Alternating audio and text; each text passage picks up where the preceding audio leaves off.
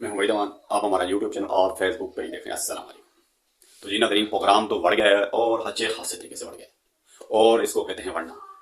یہ جنگ ریاست کے اندر جو جاری تھی، آج ریاست جیت گئی، اور جو فیصلے کرنے والے تھے وہ ہار گئے۔ آج خان کا دیا ہوا منشور جیت گیا اور آج ریاست کی جیت ہوئی۔ آج خان کا دیا ہوا ویژن جیت گیا، آج 25 کروڑ عوام کی جیت ہوئی۔ آج خان کا بیانیہ جیت گیا اور جو پروڈکٹ لانچ کی تھی کمپنی نے وہ فلاپ ہو گئی۔ آج خان نے عوام کا سر خرو کیا، یعنی کہ جو اس وقت عالمی میڈیا کی زینت بنا ہوا ہے، اور خان ہی خان ہے۔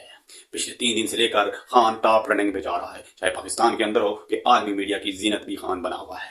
یعنی کہ قیدی نمبر 804 اس وقت جو ہے ٹاپ رننگ میں ہے۔ ایک شخص جیل میں بیٹھا ہوا پورے ملک کا نظام چلا رہا ہے۔ یقین عقل نہیں ہوگا کہ قیدی نمبر 804 کا جو کر چاہے وہ کر سکتا ہے، اور اس کے اندر جو خان کی سب سے بڑی طاقت ہے وہ عوام ہے، اور عوام نے ایک دن کے اندر یہ سب پسا پلٹ دیا۔